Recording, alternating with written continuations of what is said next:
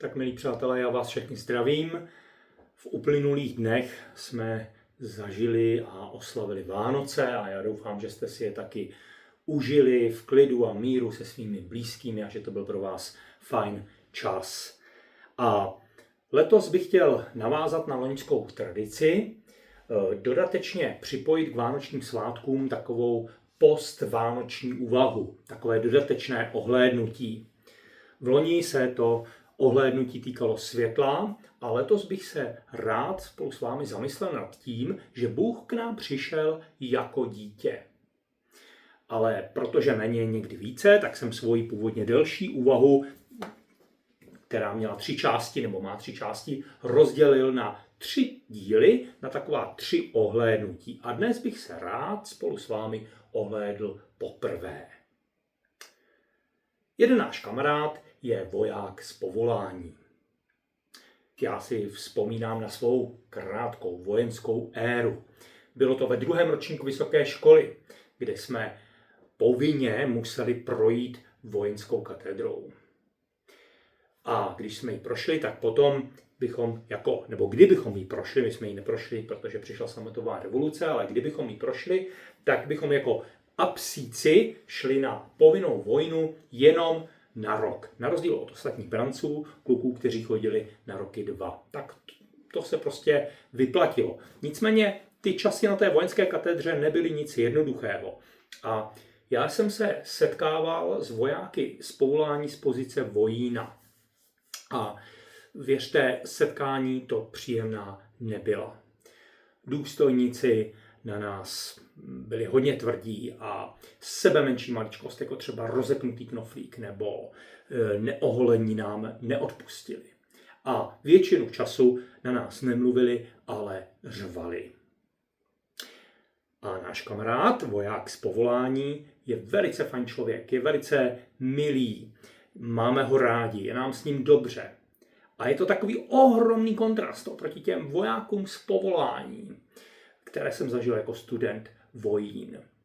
Ano, dnes je jiná doba a já mám naději, že i naše armáda už je o něčem trochu aspoň jiném, než byla za socíku. Doufám tedy.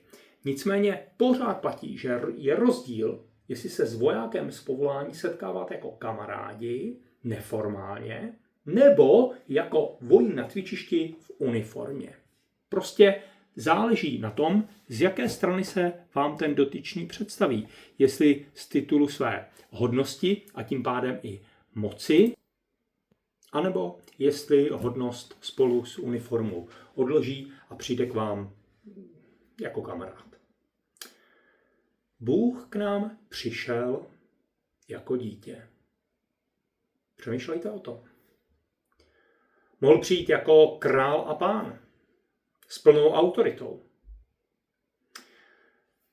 s mocí a udělat pořádek, jak by mnozí lidé si možná přáli a mnohdy i my. Ale přišel jinak, přišel jako dítě. Co nám to říká o něm?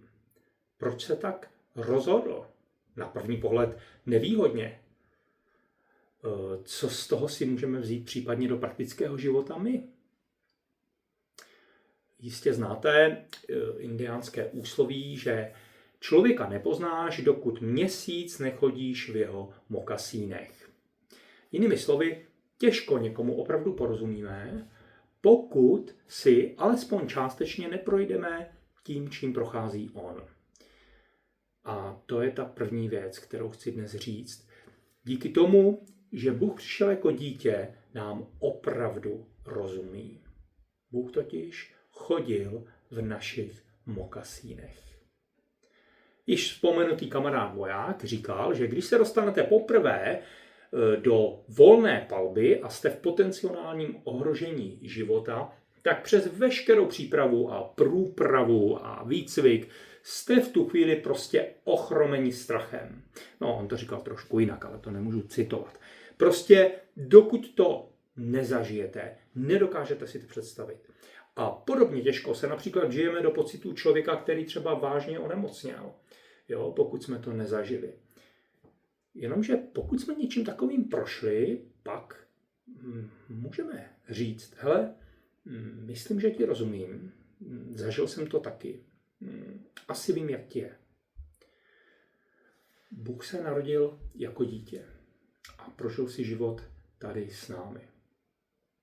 Někdo má na první pohled život snadnější, někdo těžší. Někdo se narodí do dobré rodiny, dostane se mu dobrého vzdělání, vychování. Jiný se narodí zase do chudých poměrů, dejme tomu do vyloučené lokality.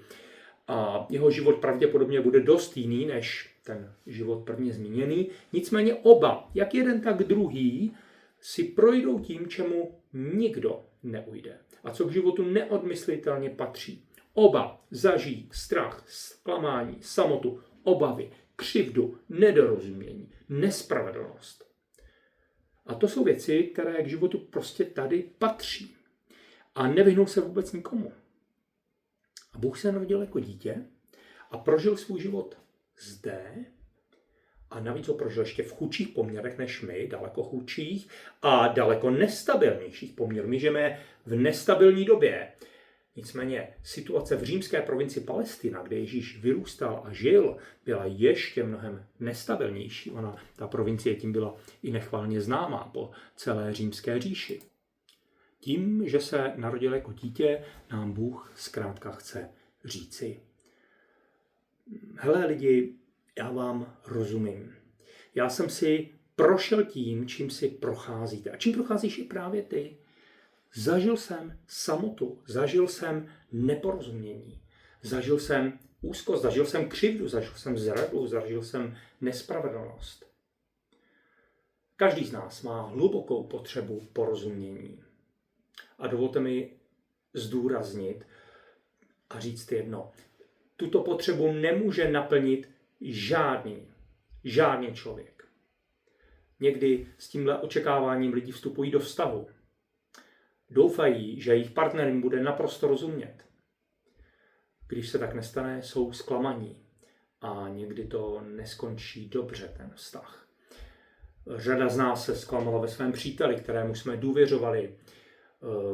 Nemuselo jít o vyložený podraz, ale prostě jsme zjistili třeba, že v nějakém ohledu je jiný a že nám vlastně vůbec nerozumí v tu chvíli. A prostě řeknu jedno, tak, jak byste si přáli a jak byste možná mnohdy potřebovali, aby vám někdo rozuměl, tak vám nikdo nerozumí. Smiřte se s tím. Jenom jeden. A ten, který k nám přišel jako dítě, aby žil život, který žijeme my. Ten nám skutečně rozumí, ten zná naše srdce. On žil v jiných historických, politických, ekonomických souřadnicích, ale přesto žil stále stejný lidský život. Jo? Protože v něčem je lidský život stejný, ať se to týká Afričana, Evropana, z jakékoliv doby. A on nám říká, opravdu vám rozumím. A teď, jaká může být naše praktická reakce? No, jednak taková, že se na ní můžeme prostě obrátit kdykoliv a s čímkoliv. On s námi prochází vším, čím procházíme. Není to úžasné? V listu Židům, kapitola 4, od verše 14 čteme: protože máme mocného velekněze, který vstoupil až před Boží tvář, Ježíše, Syna Božího, držme se toho, co vyznáváme. Nemáme přece velekněze, který není schopen mít soucit s našimi slabostmi. Vždyť na sobě zakusil všechna pokušení jako my, ale nedopustil se hříchu. Přistupme tedy směle k trůnu milosti, abychom došli milosrdenství a nalezli milost a pomoc v pravý čas. On zakusil všechna pokušení jako my, tady čteme.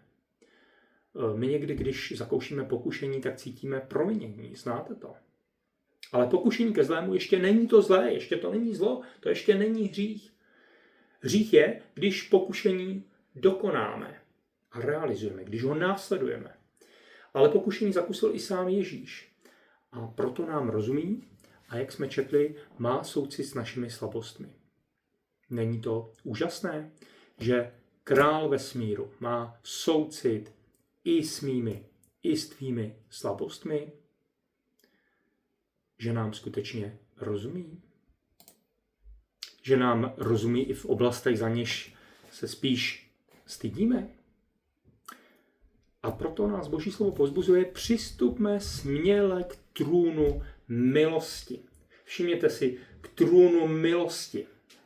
Není to trůn soudu, je to trůn milosti. Doposud trvá čas milosti. Ježíš přišel jako dítě a obětoval se za naše hříchy a proto můžeme přistupovat, pokud jsme uvěřili, k trůnu milosti. Jednou se vrátí zpět, už ne jako dítě, ale jako soudce. A tehdy se každý člověk bude muset postavit před trůn soudu. Ale nyní nás, kdo jsme ho jako dítě přijali, zve ke svému trůnu milosti. Přistupme, abychom došli milosrdenství a nalezli milost a pomoc v pravý čas. To slovo v pravý čas, nebo to sousloví v pravý čas, je tam přeloženo jedním řeckým slovem eukairos.